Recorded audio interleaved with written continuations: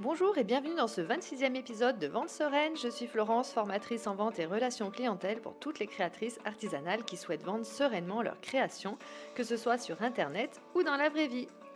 Alors aujourd'hui, je vais évoquer la situation que toute créatrice connaît un jour, quand elle se lance dans la vente de ses créations. Je veux parler du dilemme classique qui consiste à choisir sur quel canal ou quel canal de vente se positionner et faut-il donc être de partout pour espérer vendre mieux.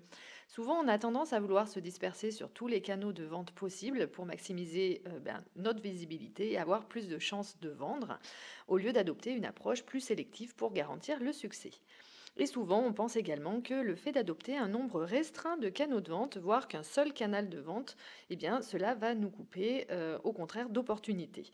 Et cette crainte de manquer d'opportunités et de succès est une préoccupation très courante chez les créatrices. Et cette crainte est souvent le moteur qui les pousse à opter pour la multiplication des canaux de vente. Et cette préoccupation donc les incite à élargir leur présence sur diverses plateformes pour s'assurer qu'aucune opportunité ne leur échappe. Alors je ne sais pas si tu vas te reconnaître dans cette définition. En tous les cas, c'est vrai que de nos jours, il est tentant évidemment de se lancer sur tous les canaux de vente disponibles. On a l'embarras du choix, de la boutique en ligne à la vente physique, les marchés, les réseaux sociaux, les marketplaces, etc. Et donc l'idée de toucher un public aussi large que possible peut sembler alléchante, cette idée, mais est-ce vraiment une stratégie gagnante? Eh bien, nous allons voir ensemble pourquoi se disperser sur de multiples canaux de vente en simultané peut en réalité nuire à ton entreprise plutôt que de la faire prospérer. Alors bien sûr, c'est dans certains cas, tout n'est pas à prendre à la lettre. Et donc, pourquoi se concentrer quand même sur des canaux de vente choisis avec soin peut être un avantage certain dans ta réussite. Alors comme je te disais, il n'y a pas de règle établie à 100% dans la vie. Quelque chose qui va marcher pour l'une personne, peut ne pas fonctionner pour l'autre, etc. Voilà, je vais te donner mon avis. Alors pour moi, l'un des principaux inconvénients de la vente multicanale, donc de vendre sur de nombreux canaux, est que tu dois continuellement t'adapter à chaque canal et ajuster tes stratégies et tes approches pour correspondre aux caractéristiques de chaque canal, ce qui peut paraître épuisant. Lorsqu'on essaye de tout faire en même temps, on risque de ne pas consacrer finalement assez de temps et d'énergie à chaque canal.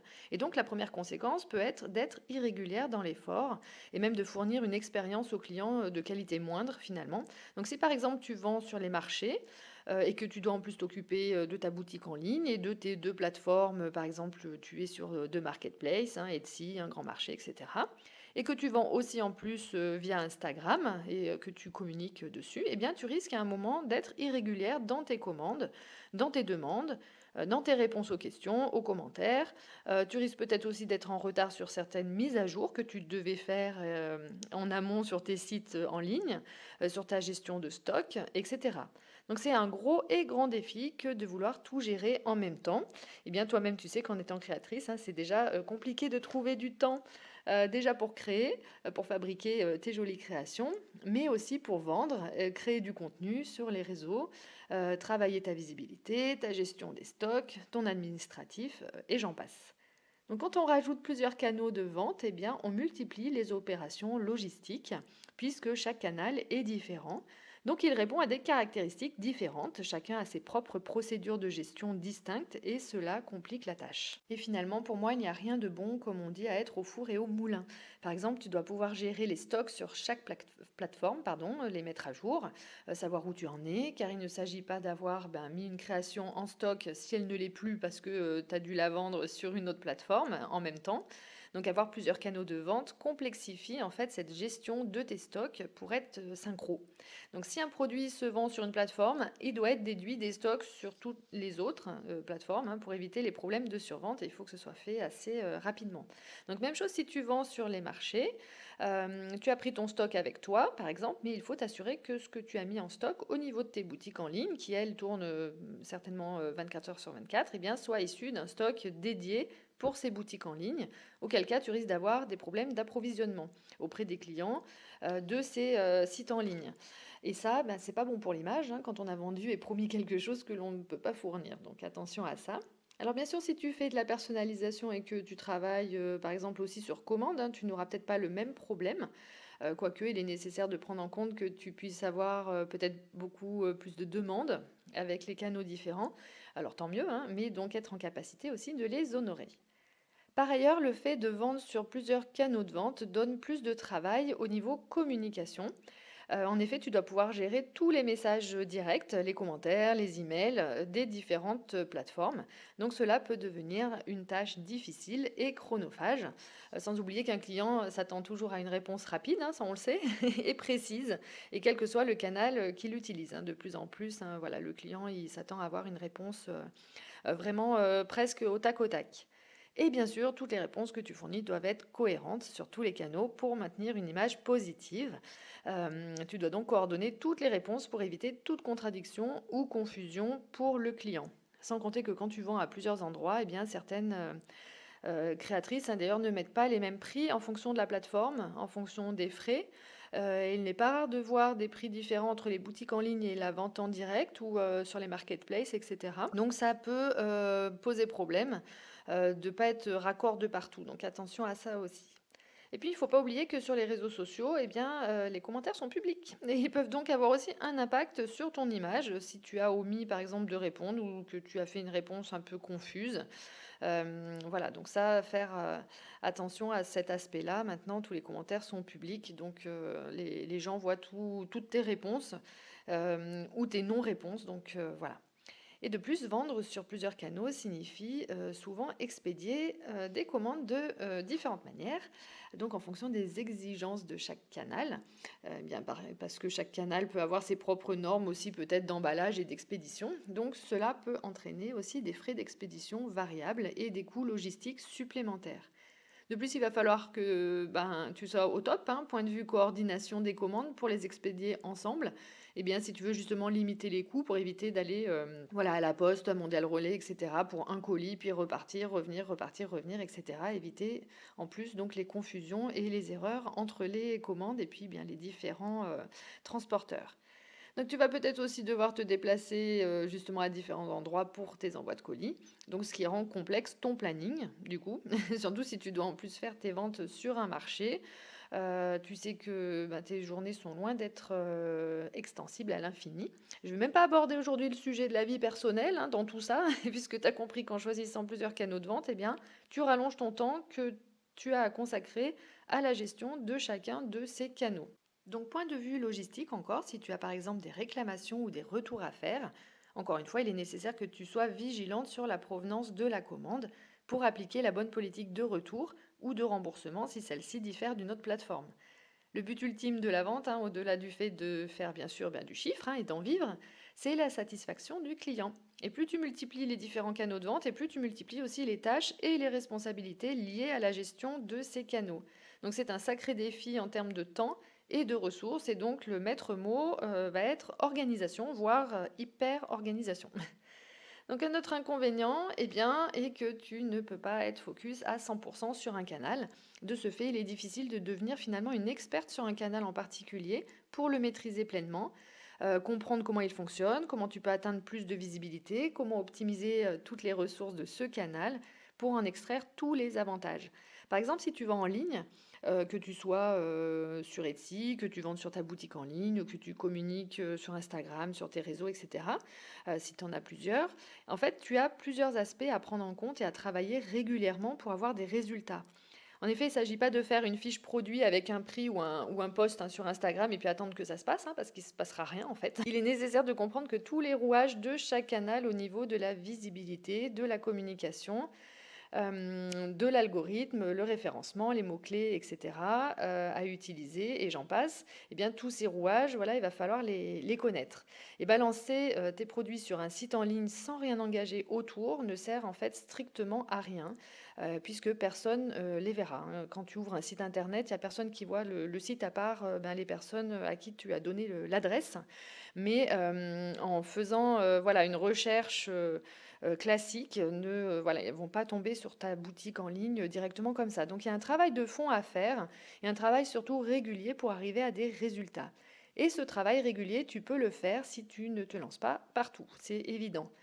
Donc la question à se poser, c'est est-ce qu'il vaut mieux que je me lance partout et je gère tout en même temps, voilà, de façon finalement peut-être moyenne, ou dois-je plutôt me concentrer sur un canal ou deux, grand max, pour me focaliser à fond dessus et être une experte de ces canaux pour en tirer le meilleur parti?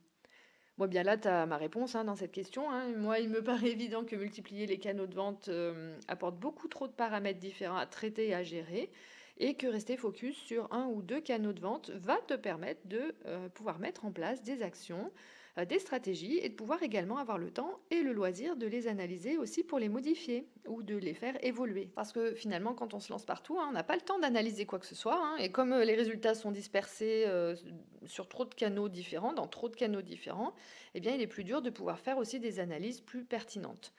Ce que je dis là est valable également pour le choix, bien sûr, aussi de tes réseaux sociaux, hein. Si tu es sur tous les réseaux, tu vas avoir du mal à poster régulièrement et beaucoup.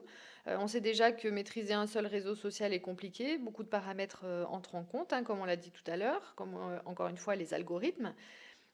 Et petite parenthèse, d'ailleurs, les algorithmes rythment justement la vie de toute action sur Internet, sache-le, que ce soit Google, Instagram, TikTok, YouTube, la visibilité pour ta boutique en ligne, etc. Il faut savoir et pouvoir travailler sur le référencement. Et ça, c'est pas une mince affaire pour travailler ta visibilité.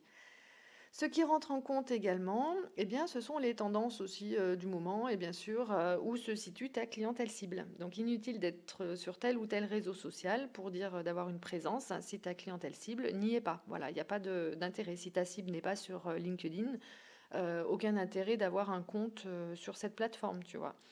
Et puis un autre paramètre à prendre en compte, que ce soit pour les réseaux sociaux ou la vente, qu'elle soit physique ou en ligne, eh bien, ce sont les coûts.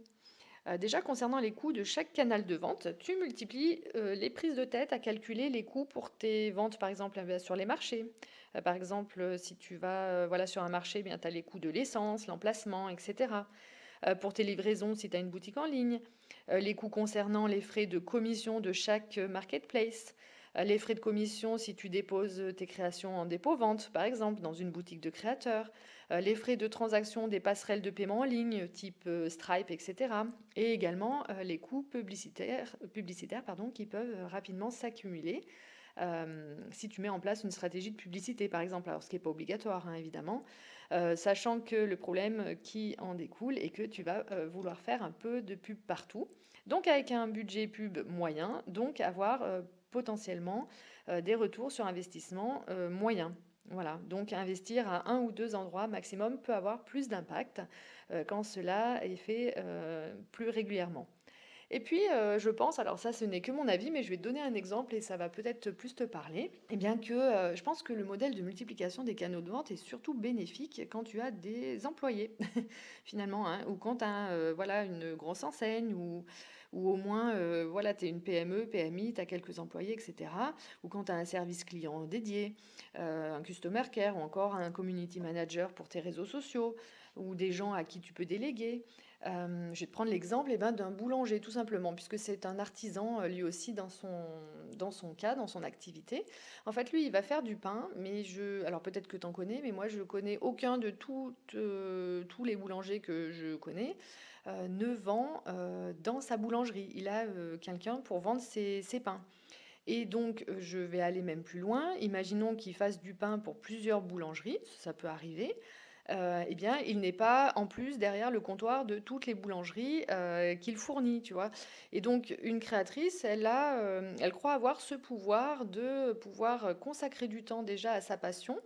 Voilà, puis bon, il faut quand même que sa passion, voilà, elle ne s'étiole pas et que finalement, elle trouve plus ça bien parce que voilà, elle a trop de choses à faire. Donc en fait, il faut trouver le temps entre ta passion, mais aussi ta vente et ta visibilité, ta communication, etc. Et là, je pense que ça fait certainement un peu trop. Donc la conclusion de tout ça, après t'avoir fait peur sur le fait de multiplier les canaux de vente, eh bien, il s'agit de peser les pour et les contre de ton côté. Car malgré tout, c'est toi la seule maître à bord. Si tu penses pouvoir tout gérer correctement d'une main de maître et que tu t'y retrouves, encore une fois, il n'y a pas de loi universelle. Cependant, si tu n'as pas encore choisi ou si tu as déjà conscience que tu manques de temps et d'organisation et que tu te rends compte que tu as voulu trop t'éparpiller, eh bien, il n'est pas trop tard pour te recentrer, enlever un canal de vente. Tu peux très bien l'expliquer aux clients pour qu'ils aillent sur un autre canal et reconcentrer tes efforts aux bons endroits en ayant ce recul et cette réflexion à avoir. Est-ce que je vais vraiment y perdre si je me concentre uniquement sur tel ou tel canal? Voilà, donc ça c'est vraiment un travail de réflexion à faire. Encore une fois, il n'y a pas de loi 100% véridique là-dessus, hein. Chacun fait comme il souhaite et comment il peut. Et si tu choisis judicieusement ton canal ou tes canaux de vente où tu es sûr que ta clientèle cible s'y trouve et que tu es sûr d'y être régulière et d'être à 100% focus, eh bien, il n'y a pas de raison que ça ne fonctionne pas. Après, c'est le temps qui le dira, évidemment. En limitant le nombre de canaux, tu vas pouvoir y consacrer toute ton attention, tes efforts et tes ressources. Cela va te permettre d'optimiser chaque aspect de ta présence, de la gestion des stocks à la communication avec les clients, pour offrir une meilleure expérience globale. Et pour toi, tu vas pouvoir finalement optimiser ton temps et moins t'essouffler à te disperser et courir plusieurs lièvres à la fois. Alors en te concentrant sur une seule chose, tu peux développer une compréhension approfondie de toutes les subtilités du canal choisi, hein, devenir aussi plus confiante, et ça c'est super important. Tu vas te sentir aussi plus experte. Tu vas également assurer peut-être un petit peu mieux tes services, ta gestion, ta communication, et tout va sembler plus fluide. Tu vas aussi pouvoir bâtir des liens plus solides avec ta communauté sur les réseaux sociaux ou avec les clients, quel que soit le canal. Par exemple, quand tu es sur le même marché toutes les semaines, hein, tu vends sur le même marché toutes les semaines, ou que tu tiens une boutique dans une ville, ou que tu sois sur Instagram par exemple, voilà, c'est ton seul réseau, tu as plus de chances de retrouver les mêmes personnes et de construire des liens, d'être dans la relation humaine et de nouer des relations, voire d'avoir aussi des clients fidèles. Quand tu fais par exemple que des marchés différents, tu as moins cet aspect de fidélité, hein, même si tu peux arriver aussi peut-être à fidéliser des personnes après via ton autre canal, voilà, si tu as un autre canal de vente, par exemple une boutique internet. Tu vas peut-être être obligé d'avoir sans cesse de nouveaux clients pour augmenter ton chiffre d'affaires et faire perdurer ton activité. Alors bien sûr, pour nuancer un peu tout ça, hein, la décision de se concentrer sur un ou deux canaux dépend évidemment de ton activité. Bien sûr, si tu fais encore une fois sur commande, là, peut-être que d'avoir plusieurs plateformes, tu peux arriver à gérer parce que tu prends finalement que les commandes et puis les devis, etc. Tu fais des devis et donc tu as le choix de dire oui ou non. Donc ça, pourquoi pas. Ça va dépendre aussi de ton public cible, comme je disais tout à l'heure, et de tes objectifs. Il n'y a pas de réponse unique pour tout le monde, hein. Certaines activités peuvent s'épanouir dans la multiplication des canaux de vente. L'essentiel est de prendre une décision stratégique en fonction de ta situation à toi, hein, spécifique, de tes ressources disponibles, qu'elles soient financières, qu'elles concernent ton temps disponible ou encore tes capacités techniques à tout gérer. Voilà pour cet épisode de podcast. J'espère qu'il t'aura plu. Si c'est le cas, n'oublie pas de laisser une note ou un avis sur ta plateforme d'écoute préférée ou sur le post dédié sur Instagram, où c'est là où je suis la plus active. C'est comme ça que le podcast arrivera à se faire connaître et que moi, je pourrai le continuer si je sais qu'il plaît. Voilà, je te souhaite une belle journée ou soirée selon ton heure d'écoute. Je te dis à bientôt dans un prochain épisode. De jolies surprises arrivent. À bientôt.